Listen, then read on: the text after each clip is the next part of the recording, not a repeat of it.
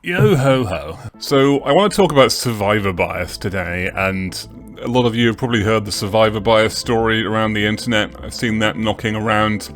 We'll get to all this. But the survivor bias applies in creative endeavors like designing games as well, I think.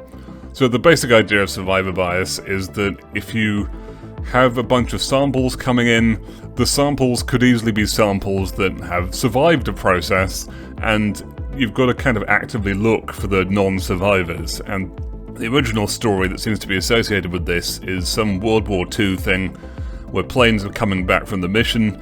They had bullet holes in different places, and they were trying to find out where to reinforce the planes to improve the survivability of the pilots. And of course, they found strangest thing, all the bullets seem to go into the wings, and I think there's a picture of this. But some mathematician had to point out that the planes they were looking at were, of course, the surviving planes, and there was this whole kind of dark set of samples of the planes that had actually been shot down in enemy territory and did not come back to be a sample. So they got the opposite of the right idea to begin with. They were trying to reinforce the planes in the wrong places. Where they really had to reinforce them was where they didn't have any bullet holes. So of course the surviving planes tended not to have holes around the cockpit where the pilot would be, because the ones that did had a bunch of dead pilots and they did not come back. So it's that kind of thing. It's if you only look at the things that do manage to make it back, or the things that survive a process, you can end up with the wrong idea, and sometimes even the opposite of the right idea. I really like the example of 5 out of 6 people think Russian Roulette is completely safe. Basically, I've seen that around as a meme, just 5 out of 6 people think Russian Roulette is safe. That's just the perfect example. Anyway, all this kind of survivor bias talk, I think applies to making video games as well, because if you're browsing Steam or something, or just particularly if all you've played is Overwatch or something, it's really hard to see how you go from just being somebody who's downloaded Game Maker and wants to get started making games, but you've got kind of you on one end and Overwatch or something on the other, and you just think, how am I going to bridge this gap? How do you actually go from one to the other? And it kind of seems that you suck for a long time as well, because you're thinking, well, Overwatch is over here and it's pretty good, but I can't do anything like that and my stuff sucks, and maybe there's something wrong with me and I'm terrible. And so this is where we get to the point about game development, really, which is this whole dark part, which is actually the majority, right? This might even be a Pareto thing of like 20% of the survivors, and 80% is aborted projects and failures and stuff that didn't work and games that weren't very good and didn't get played, just all that stuff. This dark 80% maybe is where a lot of the missing data actually is. And that would mean that when you're experimenting and building stuff, there is nothing wrong with you.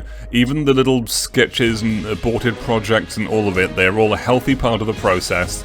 It's almost like evolution or something, where there's a bunch of evolutionary dead ends and a bunch of dead animals to make the animals that we now have. Myself, I've shown the Randy the Rabbit demos and the Sneevil the Weevil game in a call before. I showed that in a video.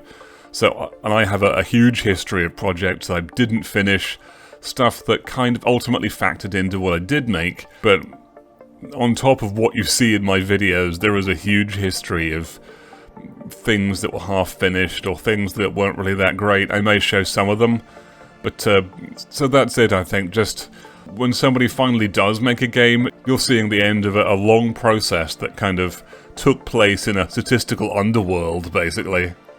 I've actually got this poster back there. I'm going to show it now. This will be a special video. I'll show the poster.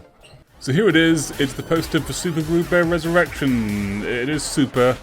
It is a super game. And yeah, you play this bear who likes grime, I guess. And the idea is he leaves his body behind every time he dies, and he kind of comes back with a new body, and then you don't make the same mistake twice. So he's standing on this like pile of his old failures.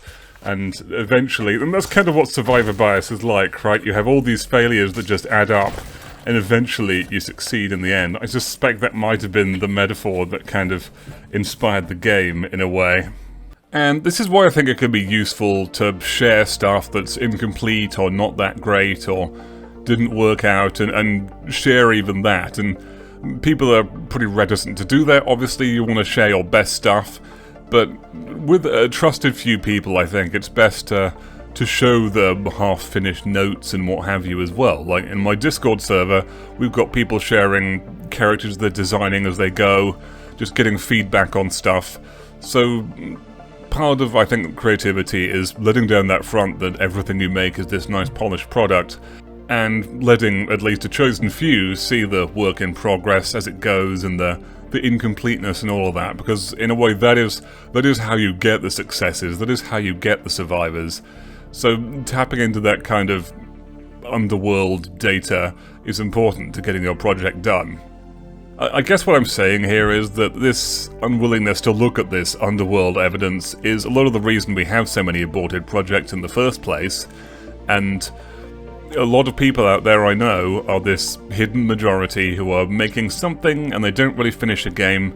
Lots of people come to me with this complaint of, oh, I've made lots of things, but nothing's really gotten finished. I've got so many shelved projects, it's a bit mad. And part of my point here is that that's actually normal. That is fine. There is nothing wrong with you. You haven't done anything wrong. You don't suck for building a bunch of incomplete stuff. But at the same time, if you want to climb out of that trench on your old failures and make something that truly does succeed, you are welcome to join us on the Discord server and start making a real success out of your underworld evidence. Most indie game devs never finish their game. Why? No structure, no accountability, and no support. That's why I'm opening 5 private coaching spots to help devs get unstuck and finally finish their game. Message me game plan in my Discord and let's chat.